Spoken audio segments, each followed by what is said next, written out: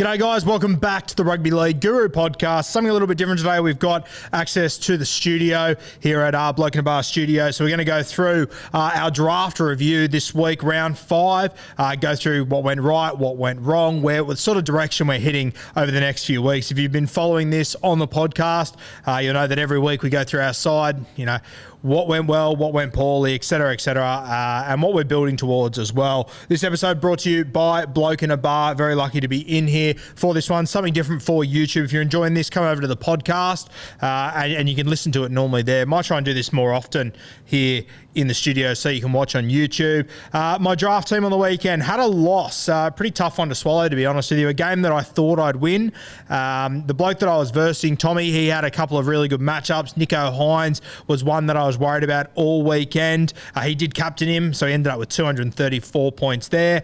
Look, I scored a lot of tries this weekend, so I thought I'd do a lot better than what I did. As I said, very disappointing week. I did captain Ryan Pappenhausen. He was on 39 at halftime, then jumped to 41 and then finished the game on 39. So very unlike Pappy.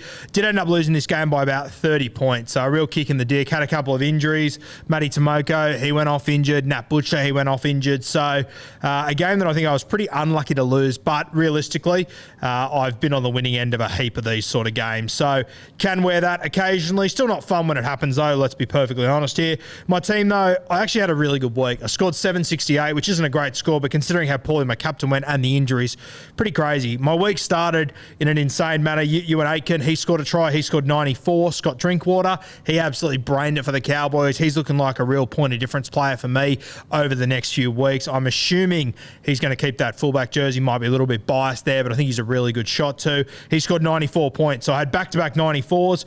Then the Katoni Staggs show kicked off on Friday night.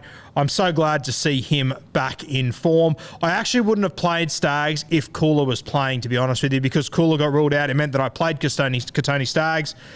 And what a bounce back, 108 points. He was incredible, Katoni Staggs. It's really got me excited for the rest of the season. I was actually so confident that Staggs and Selwyn weren't going to bounce back that I picked up Jordan Piera during the week in the hope that Selwyn would get dropped because these two just seem to be lacking confidence. What a bounce back, 108 points. So at this point, I'm 3 players in, 94, 94, 108. I mean, if that was your classic team, you'd be over the moon with that. That was my draft team. So I started the week thinking, honestly, with essentially 300s or an average of 100 points in my first 3 players, with a Ryan Pappenhausen in my team, I can't lose this. To Tom's credit, his team went pretty well. Josh Curran, 92. Jesse Arthurs, 80. Nanai was his letdown at 30. Rhea Hargraves went 57. Jerome Hughes, 91. He just kept, every time I scored tries, he scored a try. It was like a game of tennis. It was ridiculous. On the Roosters game, I actually decided to, and this was a bit of a costly move by me. Shout out to Steve from the Supercoach Playbook and Natty from the Weekly Rubdown, who told me I was a dickhead for making this move, and right they were. I actually got a little bit rattled by Olakau'atu's low scores last week, so I actually benched him for this game, and of course, he scored 83 points. Scored a try at the end to score 83, a real stinger. I decided to go with the upside of Satili Tupanua and Nat Butcher and Britton Nakora. Now, Britton Nakora scored 61. Satili Tupanua scored a try and got 62. He also left another try out there. If he would have scored that, he would have outscored Olakau'atu. But still with a try, he was 20 points short of Olakau'atu. Nat Butcher, he scored 40 in 40 minutes, essentially. Absolutely love the Nat Butcher pickup. Got him off the waiver wire a couple of weeks ago. I think he's going to be one of the pickups of the season. So 62 from Tupanua, Nat Butcher 40. If I should have played Olakau'atu, that was a mistake that I will not be making again. Kevin Nguama, I also had him. He had 34 points. Wasn't overly impressive. Did some good things, but wasn't overly impressive, let's be honest here. So interesting to see how long he lasts in that team. We then got to the Melbourne Storm versus the Camber Raiders, and Matty Tomoko had a very quiet start at 11, a few drop balls and whatnot.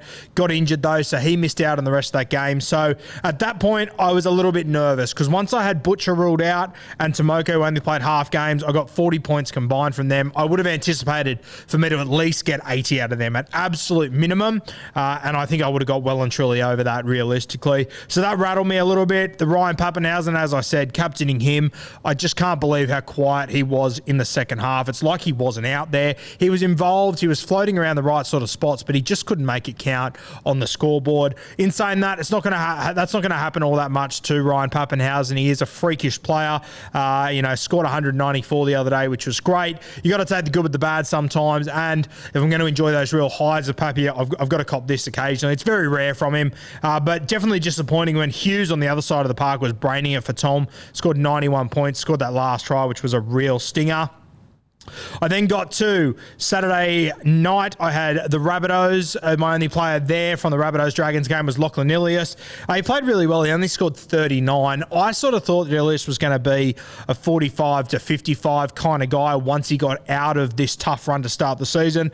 I'm starting to wonder if that'll be the reality. He obviously had a try assist at the end of the game to only finish on 39. A little bit disappointing, but he is a dual position guy, dual position halfback, 5'8". So I'm going to give Ilias a few more weeks to see how he goes.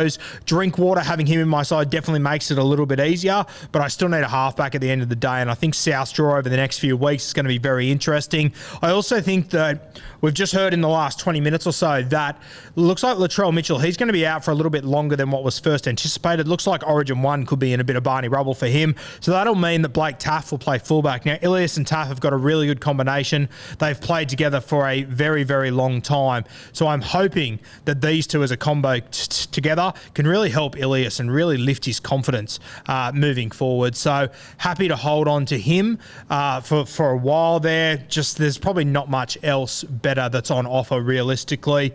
Britton Nakora scored a try, got 61. Haven't quite had a look at his base stats yet, but the try that he scored would have only got him 17 realistically. So Nakora, just typing him up now to have a look at how he actually went. So his base stats, his scores aren't up for this week yet on Supercoach Stats. They'll be up later in the week for me to have a look at. But Britton Nakora, 61 with a try. Not great, but the try was only worth 17. The thing with Britton Nakora is that he's probably better off in the wet and in the rain. That's where he does a heap of work. That's what he's done in the last few weeks. So I'm sort of going to have to rely on him to score tries. So he might be matchup dependent realistically for me. So Ola Kawatu definitely puts himself in front of Britton Nakora. Sharks team's going well, but he scored a try on the weekend, but it was off a kick and it was a bit all over the place. He isn't really in those spots yet for Nico Hines to put him through holes. It looks like the left back rower spot is looking a bit more likely to score tries on. But Nakora, happy to hold him. One that I was really happy with that probably won't really matter to many other people was Max King, 52. If I can get a 52 or a 45 every week out of my one front row forward, I'll be stoked. If you haven't listened to the podcast before and you're just tuning into this for the first time, what I do with my draft team at the moment, I'm only running with one front rower. There's so many of them on the waiver wire, but they're all shit house, so I'd rather just run with an AE, not deal with it. Eventually, a good front rower will pop up, and I'll grab them and I'll run with them, but until then, I'm not going to waste a spot on them. Makes my VCs and all that sort of stuff a little bit complicated, and you could argue that it maybe cost me a win on the weekend because I could have taken Scott Drinkwater's 94 as a VC, but I didn't anticipate Pappy to go sub 50, so that's sort of what I do with my front row forward, so I just take an AE. Unfortunately, this week my AE was Matty Tomoko, who got injured. The other guys on my bench did really well. Ola Kawatu, 83, Brad Schneider, 65. So if a few different things would have gone my way this week, could have been a very different result, but you got to wear those. Jeremy Marshall-King played close to 80 minutes off the dome, played about 73 minutes, so happy with that. He scored 49, essentially all in base stats, no real attacking stats for him against the Penrith Panthers. And then Isaac Targo scored 46, scored the first try, had it taken off him. You know, if his foot wouldn't have touched the sideline there, you're looking at probably a 70-point game from Targo. So can wear a 46, not ideal, but as a CTW, if that's his absolute floor, I'm more than happy to wear that. He had about 4 knock-ons just going into contact that if he would have held them, would have been 2 points for over an 8-metre run.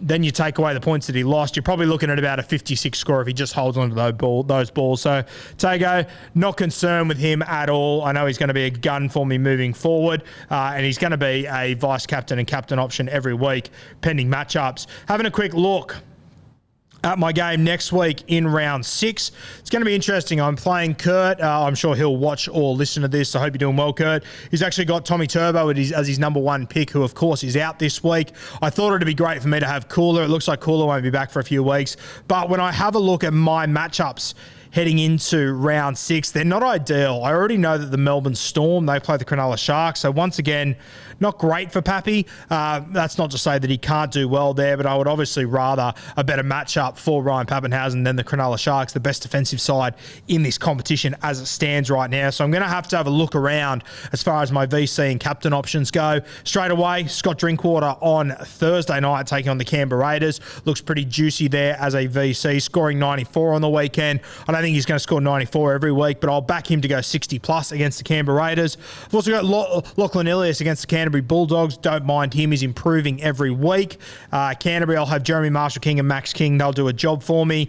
Katoni Staggs, he takes on the Penrith Panthers this week. Not ideal, but did well against the Sydney Roosters, so probably not a guy I'm confident enough to VC or captain after 1 week. Targo, on the other hand, taking on the Broncos. I do think the Penrith Panthers at the moment, they're the best side in this competition, and that left edge is just humming. So Targo, could look at him. I'll have to run my eye over that matchup and see how we go. The Manly Seagulls play the Gold Coast Titans. I will have Olakau'atu, so he's definitely a guy that I could consider running a captaincy against. This one is at Brookvale Oval, so a huge win there for me. So Olakau'atu, he'll be a guy I'll seriously consider against the Gold Coast Titans. Got the Melbourne Storm and the Sharkies. This is a game that Britt Nakora could do reasonably well in. Obviously, it's going to be a tight game. Defense is going to matter. He's going to have to do a heap of work. It's down there at Amy Park, so I'll check the weather. If it's raining down there, I think Britt Nakora probably comes into my side to start. Pappy, he's my first choice captain every week. In a tough matchup like this, though, I'm going to have to look around at all the options. I don't know if I can back him in, especially after a low score last week. Then we got the Sydney Roosters taking on the Warriors. I've got a couple of chooks here. Kevin Nguama, Nat Butcher, Stili Tupanua. We're hoping that Nat Butcher gets named. Obviously went off with a HIA in the game against the Brisbane Broncos. It's on Sunday, so it is a pretty long turnaround, so you'd like to think he will be okay. He's another guy that I would consider as a captain option. He'll base stat me 55 to 60. Then if he can get one attacking stat, we're flying. Also got Ewan Aiken in this side. Roosters are a pretty tough matchup. Thinking about it now, though, you will have him on the left edge. That means he'll be running at the Roosters' right edge. So that's running at Nat Butcher and them. Ideally, I'd rather Aiken running at Sam Walker and Stili Tupanua, but I still think he can get a decent score there. Then we got the Dragons and the Newcastle Knights. I do not have a single player from either of these sides, so a game that doesn't matter to me. And then the Parramatta Eels and the West Tigers, who I also don't have a single player in. So all of my Supercoach draft players, they will be done this week on Saturday night. So that will be a very nervous Sunday for me, essentially watching Kurt try and chase me down on whatever points I have. As much as it's a loss this week, what does that bring our record to? I think that gives us an even record, maybe 3-2. We're not doing too bad. We are the overall top point scorer in the competition, and that's what matters when it comes to for and against as well. So happy with the direction we're going in, considering how poorly my captain went this week. Yeah, we're sitting with a record of 3-2, so still got a winning record. The guy coming first has 4-1, and we're the best of the 3-2 teams. So it has been a little bit matchup dependent. I've got a little bit unlucky to start the season, but as I said at the start, it comes around, goes around there. Points scored, yeah, we're sitting on top with 3,895 points. Next best is 3,800. So we've got about 95 points on second place. So sitting pretty there. Going to have a look at the waiver wire this week. Don't know what changes I will make. I'll probably let Jordan Pierre go. Was holding on to him last week, expecting Staggs and Cobbo to go quiet again. And then maybe Pierre could have landed outside Staggs. See what's happening with Corey Oates. He looks like he could be carrying an injury, so maybe Pierre does come in. We'll see how that one plays out. But outside of that, the rest of my team, I think I'll be holding them realistically. Going to keep going with my front row forward experiment. Cooler, I'm going to hold him. I think there'll be upside in him later. Schneider's still got a few more weeks in him as halfback if he doesn't hold on to that spot. 65 points on the weekend for Schneider. Unreal stuff. Tomoko, hopefully he's not injured. Even if he is, I'm not going to drop him. He's an absolute weapon. And yeah, my big hope, my big watch over the next few weeks is hoping that Scott Drinkwater holds on to that fullback spot. If he does, I'm really confident on my team moving forward.